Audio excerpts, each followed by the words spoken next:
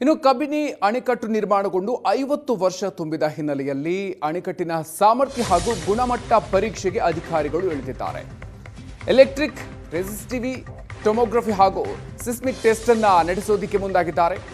ಅಣೆಕಟ್ಟಿನ ನೀರು ಸಂಗ್ರಹ ಸಾಮರ್ಥ್ಯ ಅದರ ಜೊತೆಗೆ ಬಾಳಿಕೆ ಬಗ್ಗೆ ಪರೀಕ್ಷೆಯನ್ನು ನಡೆಸೋದಕ್ಕೆ ನಿರ್ಧಾರ ತೆಗೆದುಕೊಳ್ಳಲಾಗಿದೆ. 1974ರಲ್ಲಿ ಮೈಸೂರು ಜಿಲ್ಲೆ ಬೀಚನಹಳ್ಳಿ ಬಳಿ ನಿರ್ಮಿಸಿರುವಂತಹ ಅಣೆಕಟ್ಟು ಇದು. Indian institute of science Anbalagan ನೇತೃತ್ವದಲ್ಲಿ ತಪಾಸಣೆಯನ್ನ ನಡೆಸಲಾಗ್ತಾ ಇದೆ.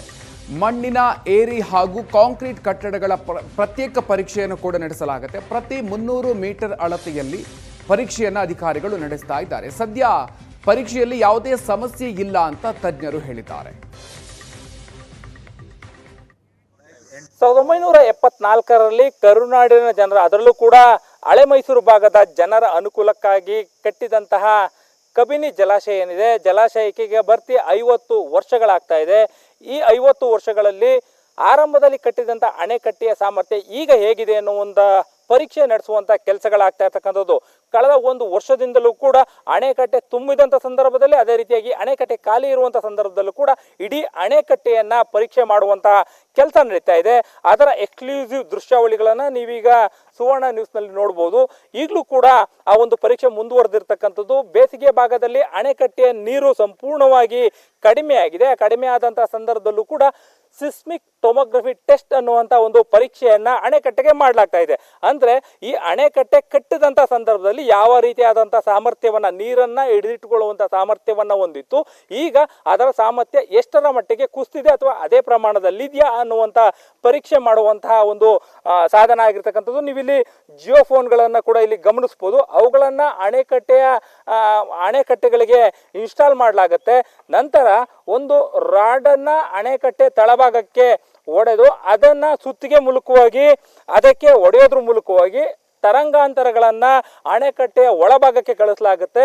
ಅದು ಏನು ಆ ತರಂಗಾಂತರಗಳು ಅಲ್ಲಿ ಮೇಲೆ ಇರ್ತಕ್ಕಂಥ ಲ್ಯಾಪ್ಟಾಪ್ ಏನಿದೆ, ಲ್ಯಾಪ್ಟಾಪ್ನಲ್ಲಿ ಸ್ಟೋರೇಜ್ ಆಗುತ್ತೆ.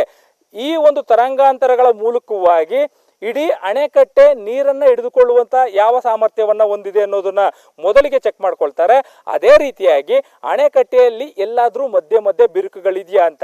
ನಾವು ಈಗಾಗಲೇ ಸಾಕಷ್ಟು ಬಾರಿ ಮಳೆ ಬಂದಂಥ ಸಂದರ್ಭಗಳಲ್ಲಿ ಅಲ್ಲಲ್ಲಿ ಅಣೆಕಟ್ಟೆಯಿಂದ ನೀರು ಸೋರಿಕೆ ಆಗೋದನ್ನು ಕೂಡ ನಾವು ನೋಡ್ತಾ ಇದ್ವಿ. ಇಲ್ಲೂ ನೀವು ಸಾಕಷ್ಟು ಕಲೆಗಳನ್ನು ಕಾಣಬಹುದು. ಇದು ಕೂಡ ಮಳೆ ಅಂದರೆ ಅಣೆಕಟ್ಟೆ ಸಂಪೂರ್ಣ ತುಂಬಿದಂಥ ಸಂದರ್ಭದಲ್ಲೂ ಕೂಡ ಸಣ್ಣ ಪ್ರಮಾಣದ ಲೀಕೇಜ್ ಆಗುವಂಥದ್ದು. ಅಂದರೆ ಇದು ಅಪಾಯ ಅಲ್ಲವಾ, ಅಥವಾ ಡ್ಯಾಮ್ 50 ವರ್ಷಗಳಲ್ಲೂ ಕೂಡ ಯಾವ ರೀತಿಯಾದಂಥ ಒಂದು ಸಾಮರ್ಥ್ಯವನ್ನ ಇಟ್ಕೊಂಡಿದೆ ಅಂತೇಳಿ. ಇನ್ನು ಈ ಒಂದು ಪರೀಕ್ಷೆ ಯಾವ ರೀತಿಯಾಗಿ ನಡೆಯುತ್ತೆ ಅಂತ ಏನು ಸಿಬ್ಬಂದಿಗಳನ್ನು ಕೂಡ ಕೇಳಿ ತಿಳ್ಕೊಳ್ಳೋಣ. Sir, how is it work sir? Which test? Actually, it is a seismic tomography test. So from here we can check the whether if it is any leakage are there in the dam body. So we can check there.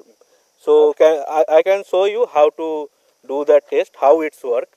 So first, this is a sledge hammer, kind of 8.5 kg hammer we used. So we will generate waves from this hitting that beam. First, dam body we are hitting, so it will generate P wave. So P wave, it is a Parvani wave or compressional wave. It will generate directly to the dam body. So, and this wave is captured in this geophones.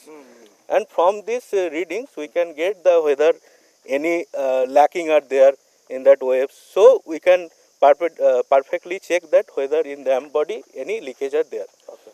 So next we will hit at the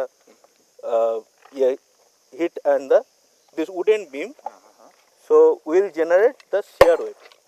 In this shear wave we can check whether any leakage on the dam body or kind of any mortar loss are there in that dam body. We can check there.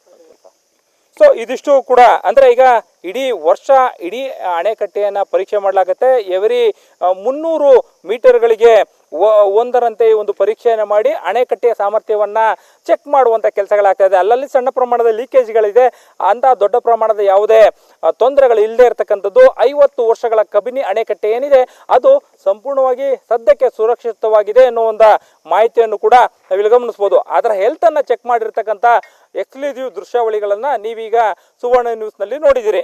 Camera person Naveen ಜೊತೆ ಮಧು M Chinkuruli, Asianet ಸುವರ್ಣ news, Mysuru.